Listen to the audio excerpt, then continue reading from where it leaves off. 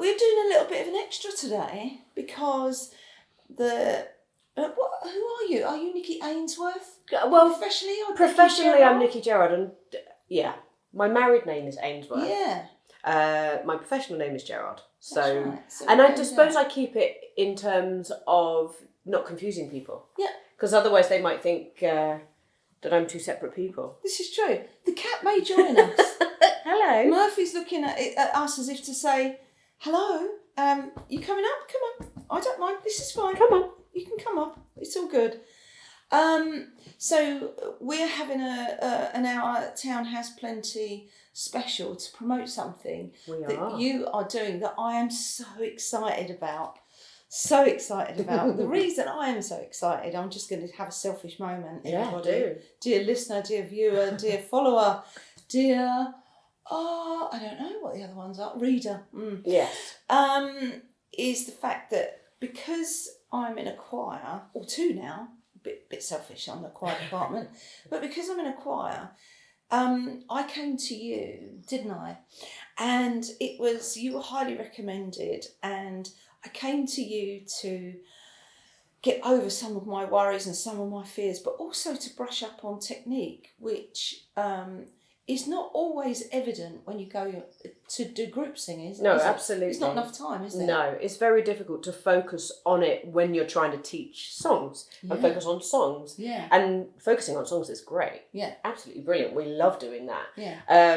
And it leaves this gap, doesn't it, of people who want to sing the songs but also would like to sing the songs more comfortably. Yeah. More effectively. Sure. Again, there's no right and wrong about this unless you hurt yourself, and so it's not about telling people that they're doing things wrong, but it is about helping people to do things as effectively as possible, and then the results are really rewarding and everything goes up as a result of it. They are. I mean, even down to what I learnt from you is how to sustain a note. Now that you might think, you just open your mouth and it all falls out. No, it doesn't. It has to. If you're doing anything that requires any effort to push that note forward, but quite often I can hear one of my choir leaders say, "Oh no, you're running out of breath.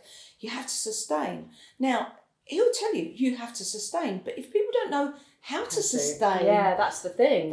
And you have to use a shorthand when you run a choir, which I do as well. Yeah. You have to use a shorthand in order to be able to keep the session running. Yeah. And focus on the song being the primary thing. Yeah. And so yes, you can drop in little tidbits of advice about how to better get through the song. Sure. But tidbits aren't always enough. No. And I think what especially in a time of we're surrounded by Instagram, we're surrounded by all the different platforms that say, you can do this, you can do that. Join my course for X amount of dollars. And then you've got to go dollars, and then you have to go in through a paywall, and then you pay for a course. Some people do things free, and that's fine. But what I found about Nikki was I went, and it was one-on-one. And what I loved about it is I'd walk out and go, oh, that worked. That's like opened a whole box for me. That's the cat giving you some musical addition there with his bell. So I'd go back and I'd say to the other women in the choir, oh, now, if you use so-and-so, if you do this, if you use this for warm-up, and of course our whole session would be structured around good warm-up, good technique, and practising a song that I was learning in the choir. So I'd take a song to Nikki and we would open it up and learn how to sing it better with my voice. And because quite often we would emulate people as well. That would be another thing, isn't it? Yeah. Emulating another type of singer. But I would walk away and feel so much more confident, so much so that other people in the choir would say, wow, what's going on with you? Where did that come from? Where's that? Yeah. And I go, learning, it's like choir techniques school, if you like, singing techniques school. So what is the name of your wonderful product that you're bringing? So it's called Vocal Club. Yeah. Which I thought was nice and straightforward, does what it says on the tin. Absolutely. We all love a club as well, the idea of being in a club. I do. Yeah. And so the concept of the Vocal Club, as Patsy's sort of alluding to, is to bridge that gap between choirs and singing lessons. Yeah. Or not necessarily even choirs, but for instance, my advert now says, hum at home, whistle while you work, so anyone who sings to themselves or wishes they could, or sings in the shower, for instance, or sings in a group setting like a choir, and who loves doing that, and has got lots of sort of burning questions and wondering about, why does it feel like this in my throat, or why can't I hold a note on, or why do I get so tired by the end of the song? But for them, a private singing lesson would be a bit of a sledgehammer to crack a walnut, it's more than you'd want to do, and maybe more than you'd want to do financially as well. Sure. So I thought that if I could create a club environment whereby all of the people, the curious singers, and even people who don't identify as singers, but people who use their voices to bring their curiosity into a room where we can all together, facilitated by me, focus on singing rather than songs. So there'll still be songs because that's how we figure out what we're doing. The technique. But by each week dipping into the sustainable techniques that we use and that we all use all the time, we may not, the more experience we get, be conscious that we're using them, but we're still using them. And that they're the tools that we use when something isn't going the way we would like it to go, for instance. And that happens to everybody, professional singers included, that you can be working on a song and think, that doesn't feel very comfortable, or I'm not really managing that the way I'd like it to be, or I'd like that to sound a little bit more powerful. The tools that we will talk about and use are the ongoing tools that we all use. And so we will be dipping into all of those different tools that are ongoing and then putting them into practice with different songs, but with focusing on the way it feels to sing it rather than how it sounds to sing it. Exactly. I think there's for me the basic ones were using my diaphragm, and people say use your diaphragm. A lot of people don't know where the diaphragm is. No, they don't even know where it is exactly, or what it looks like, or what it looks like, or what it does. And when you get somebody who sustains a note or sings powerfully, and it's like, now I'm using my diaphragm, and to me, again, that was another game changer. It was a really weird eye opener to, so now when I stand and I'm like, engage your core. It's like you notice what's going on. I know what's going on, and if I'm just sitting, because everyone says you've got to really relax. Yeah, you have to relax, but you have to engage as well. It's about working smarter, not harder. There we go. And that's the thing. I also want to add, because you're exactly right, but rather. Sometimes I think some people can hear the word diaphragm and immediately think, well, that's going to be far too technical for me. I don't know about this stuff. We've all got one. We all have one. We do. What I do when I am teaching my private students, and what I do when I look after my choir, and what I will do in vocal club, is make all of this accessible. Yeah, exactly. So even relatable. Because even if you are someone for whom these words and concepts are completely alien and feel like they're miles away, and I can't talk in those terms, I don't understand. I get it. I understand. That's not the way that I learned to sing. Well, people tried to teach me that way. It wasn't so successful because my brain doesn't work that way. So one of the things I really pride myself on is being able to put things in a really relatable way. So that, yes, we are talking about the diaphragm, but I'm not going to talk about all of the structures and the anatomy, but what I will do is reference them in ways that we can understand. So even if you hear some of these words and think, that it's my responsibility to make sure that we're talking about what that feels like and what to notice, what to look out for, rather than, and now I want you to be conscious of your diaphragm, and most people would go, what? How do I do that? Oh no, what I found about yours was how relatable and accessible it was. You didn't speak in terms like one would consider a singing teacher. You sang you said it in terms that it was like, your chest voice, your head voice, and all your different. And it's like, your chest. It's the one you use when you're shouting, and it's like, Oh, Yeah. okay. It's somatic. It's somatic. about how things feel and noticing what you already do. What we already do. Yeah.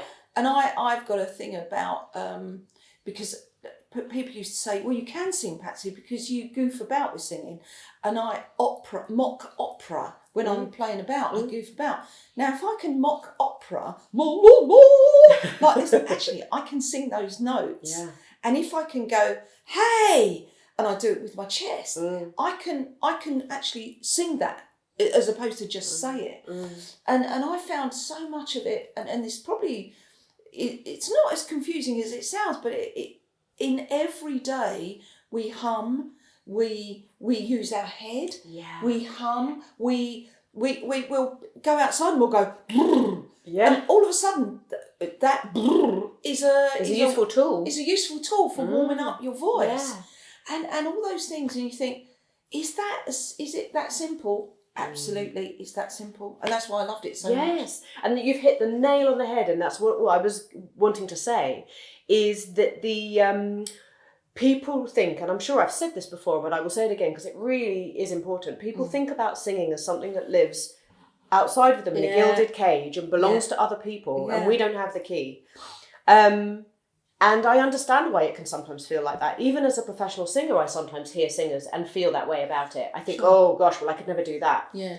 They're singers. Yes, exactly. And that's a psychological response. That's an emotional response. That's I'm not good enough, or I can't possibly, or they're better, or, and we all have that. Or I can't sing. Yeah, totally. Yeah. The amount of people I speak to who say, I can't sing. Especially people who come to singing lessons, they go, I can't really, no, I can't.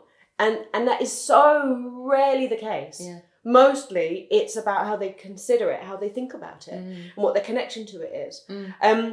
But everything, as you so perfectly said, with the voice, might not always end with, but starts with all the noises that we already possess. As speakers? Yes. Yeah. Yes. If you have a speaking voice, and not everybody does, but if you have a speaking voice, then every sound that we make as a singer originates from that. Yeah. There are other tools that we can use to take that to the next level to create the sounds and shapes and durations that you want to do. But it's all just noises we already possess. And that is such a fundamental concept that I base my whole ethos on, really, because that makes it immediately accessible and relatable. It's not over here, it's right here.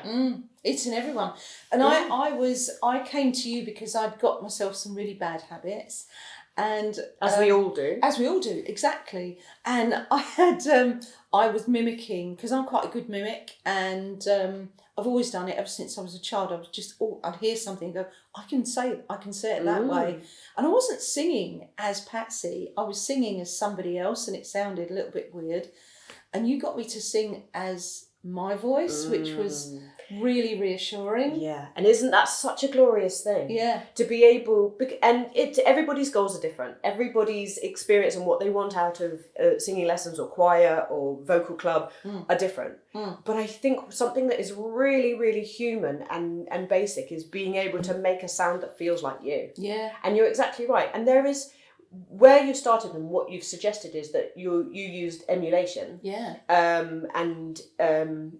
To find some sounds. Yeah. And that is totally plausible too. Sure. We all do that. And it's often a tool I use as a teacher as well. If somebody is wanting to make a sound, to sort of lean into what feels ridiculous and over the top. But, if you were not afraid and you were just doing an impression, if you were not afraid, yes, what would you be capable of? And often people would go and fully into an impression, but then come back to their own voice and not have the confidence to do it. Yeah. So it's a really good tool to use to access some of that stuff that feels like it's not about us. It's about, well, I'm impersonating that person. But to the power that you have of being able to sing as you, actually sounds scary saying it out like that, but it's really empowering, I think, isn't it? Totally.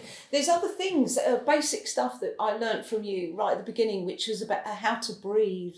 And we breathe all the time, otherwise we die. Exactly. But also how to breathe during songs and where you can, and in through your nose and out through your mouth and all these. There's lots of different things which we all take for granted, but it's loaded with how to warm up. Mm-hmm. How to warm up, because quite often where I go in my choir, he says come warm, but people don't, and then subsequently you can hear the strain in people's voices. Yeah, totally. How to warm up, but there must be so much in vocal club. It's going to be full up, isn't it? With information and gems, and I hope so. Yeah. And the thing is that and I don't want this to be misunderstood.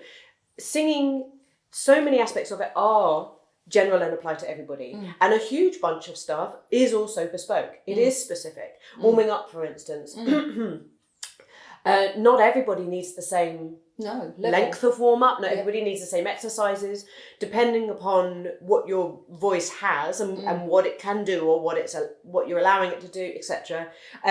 Really depends on the exercises that you want to use, because our voices are different. Still the same function, still the same biology, but the habits can come from different angles. Sure. And the good thing is that I've had the opportunity to develop things that work for everybody, and that people can take the bits that they need and leave the bits that don't work for them. So hopefully it will be a way to be able to have everyone together, but still be individual enough in terms of keeping an eye on what people want and need. Sure. Because we talked about it the other day, didn't we? Because there's kind of best practice and good practice for singing. Yeah. And also what we don't appreciate at the moment, because I'm singing two very demanding choirs, and they're very different. I'm noticing health, voice health. Yeah, looking after it. Yeah. Making sure I rest it and because I'm a talker, you know that. You may have noticed. You may have noticed, dear reader, that I'm a chatterbox. But now I'm much more aware of. Maybe I don't need to talk. Maybe I have a day off. Sure. Yeah. And it's about having enough information to understand the tools that you've got that can apply to you when you need them. Yeah. Because for a lot of people, they might not need that level of consciousness about it. But for instance, say you've had a cold and you want to go to choir, you're no longer contagious, she added hastily, and you want to go to choir, but your voice hasn't quite come back. What do? Yeah. Or you've got a concert and you didn't get enough sleep last night, or you're not drinking enough. You're not drinking enough water, or you're consistently throat clearing, or there are so many aspects of vocal health that feel like most people would think that they were for professionals. Yeah. But actually, no, they're all useful tools. Yeah. I know that with the information that I've learned from you, that I'm so glad you're going to be sharing in groups, because that, to me, group work is great. Oh, I love it. I love that groups. Sense of community. Yeah. And with like-minded people. Yeah. It's so fulfilling for everybody. It's so nice. And I wanted to go and share it with everybody else. So the more information I got, I was like, guess what I learned this week? Oh, I did this, I did this. You were doing such good work in sharing the message. Yeah, sure. But it was coming from the enthusiastic learner. Yeah. Whereas actually to go to you, have you in the group to answer the questions technically, accessibly and relatably is really important. Absolutely, and guide people through the week on week in the way that we said that learning how to use the things you already have, how to optimize the things you already have. Yeah. Because again, lots of people can already use them, but they don't necessarily know how to use them all the time, how to find consistency. So it's an ongoing situation of being able to drop into our good practice, like you say, develop the areas where we need that would be useful to develop and put into practice, and also have a resource, because if you have anything that comes up for you, which we all do as people who use our voices, to have somebody hopefully to be able to ask your questions of. Yeah. To come in and say, oh, well, I was looking at this, or I was trying that, and I was finding this, and and get some personal feedback and support as well.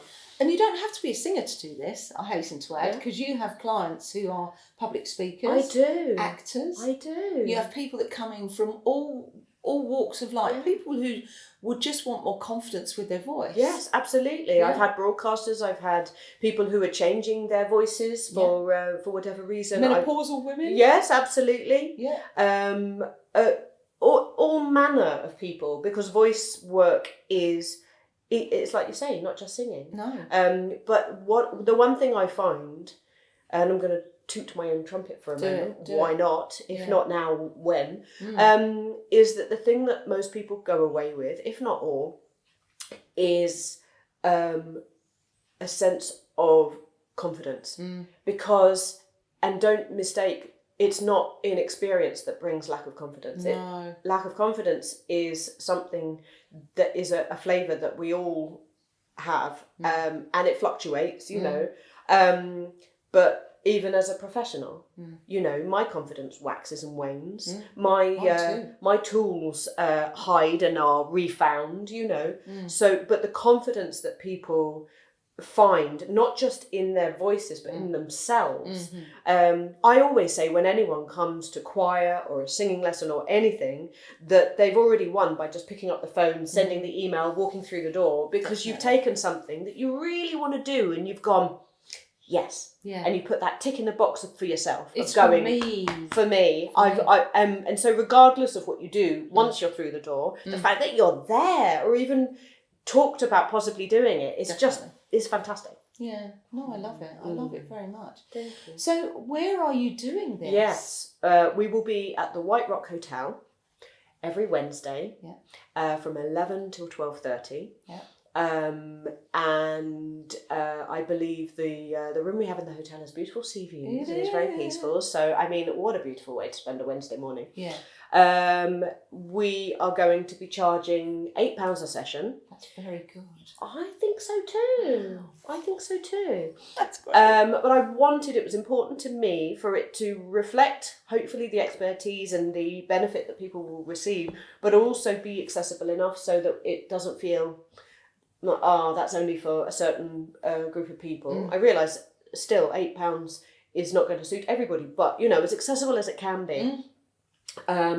As we move forward with this, there may be different payment plans possible, but at the moment, that's where we're at. Yeah, people will be able to pay with a card, with a phone or a card. Do. I know. You've got to do. I'm so impressed with myself.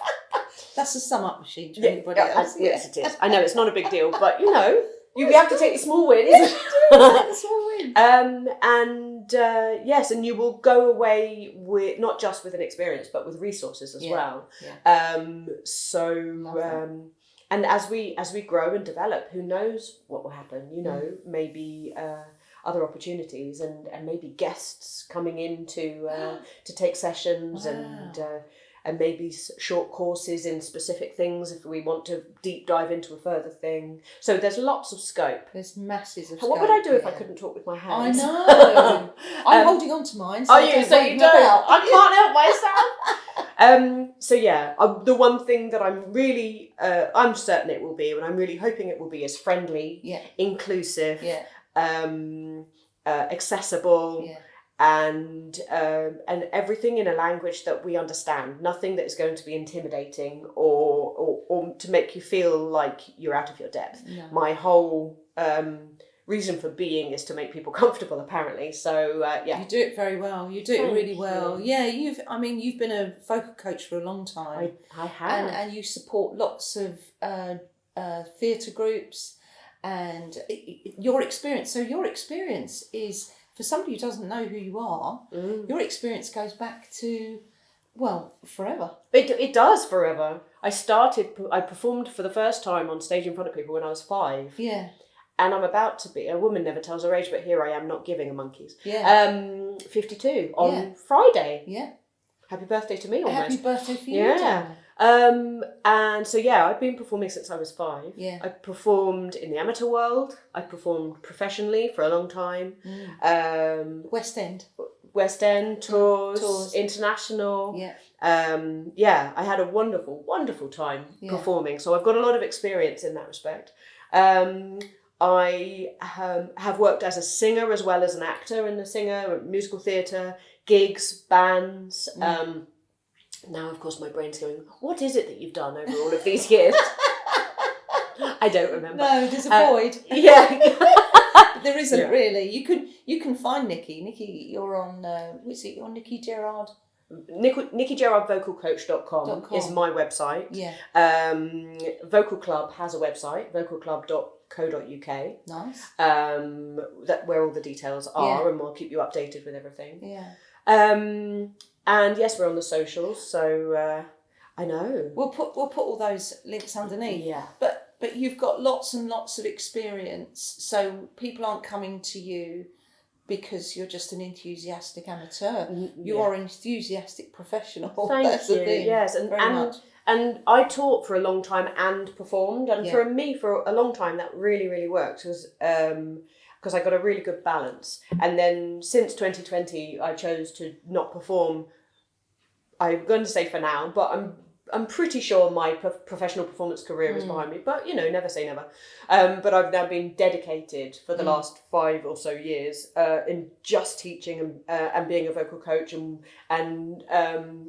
working for different theatre companies. Yeah. And Because you were in Sweeney Todd. I was in Sweeney Todd. It was magnificent. Oh, thank you. Yeah. That wasn't in any way as a vocal teacher or a vocal coach, but that was performing. To keep your hand in. And to keep my hand in, yeah. And that was the first thing I'd done in a long time, and that was very exciting. And I will be performing again in May at the Stables in Assassins. Buy your tickets now. Yeah. Yes, they are available. Buy your tickets now. Absolutely. And I was vocal coach for the pantomime at the White Rock at Christmas. And yes, lots of things in the fire as well, which is exciting. So yeah, very busy, but apparently not busy enough because I needed a new project. Yes. Give a busy woman with a clipboard something to do, and she'll just get on with it. Oh yes. And that's it. And when we were having tea about it in the Old Town the other day, a woman behind us, she did this with her ear, and she went, I'm in East Malling, a choir in East Malling in Kent. And she said, do you travel? I said, yes. Oh, we'd love you. No. So this is the thing about it. It's so inclusive, and there are choirs everywhere. There are singers everywhere. There are people needing help with their voices everywhere. So we're lucky enough to have you, aren't we? Well, thank you. And just to say, it's not to replace the choirs. No. It's to enhance the choirs because the choirs are wonderful and all just brilliant, and it is not in competition with them whatsoever. No. It is an and, it's not an or. It's an and. It's a support for choirs, and this is when Nikki said, "Oh, I'm doing this." I'm thinking, why didn't anyone think of that before? Well, I had the same thought. Yeah. And then, of course, the doubt demons did say, "Well, there's probably a reason why no one's done it, and I'll discover it at some point." But no, I don't think so. Yeah. So if you're watching this and you're in a choir, have a look at this. Come and dip your toe, because trust me, she's very good at what she does, and I'm a really fussy. What's the word I'm looking for? Customer. Thank you. Fussy customer. The word. Yeah, I'm a very fussy customer. Yeah. So choirs, amateur groups, enthusiasts at home who don't sing in a choir but have got questions and would like to feel more confident about it. People who come to Toastmaster. So Toastmaster people, if you the people that help people with their public speaking. Yes. All the people, I know lots of different groups that would look at Nikki's and go, actually, that's really helpful. Because nobody wants to sit there and think they're not being heard. Everybody wants to be heard, don't they? Yeah, they do. They do. And being heard is so personal. But the skills are so exactly. It's personal to each person how they want to be heard and how they feel that like they are or maybe not. And the things, I've got people who come to me for singing lessons who say, and actually on top of my singing, I find that in social situations I would like to X and I can't quite find Y, and what do I do? And so there's just so much there. It helped me hugely. For somebody who went to choir almost as in a defiant mode, I'm going to sing because I was told I couldn't. Almost like I'm a resistance all on my own. and then realised actually this it made it much more wholesome for me. It really consolidated. It added a lot of value. Yeah, and all the people I know that have been to you that have had really good results and feel that you're that you've really helped them. Yeah. Oh, you helped me enormously. And I'm just so glad you're doing this. It conflicts with when we filmed the podcast. So I won't be there, but I would be had I not been. Yeah. But we will. Bad on me. There will be others. There will be. Yeah, of course you will. I mean, there will definitely be. The next thing in the offing will likely be an evening session. Oh. Yes, so watch this space, but we'll get this one off the ground. Definitely, let's get this off the ground. So, White Rock Hotel. Yes. So that's Lawrence's next to the White Rock Theatre. Yes. Don't go to the theatre, go to the hotel. Yes, White Rock Hotel. Yeah. Wednesdays, 11 o'clock for an hour and a half. Such a good time. Yeah, and you don't have to bring cash. You just need to bring your card, bring your phone, bring yourselves, bring your enthusiasm and your openness, your curiosity, and let's see what we can find out together. Absolutely. I'm loving it. I'm so excited. Gutted I can't be there at this moment, but it's all right. I'll get over that. But thank you, darling. Thank you for your provision. Yeah, our town has plenty. So I'm just going to cheer you with your water. Such a singing teacher. I know. Water. Yeah, I know water. Our town has plenty, guys.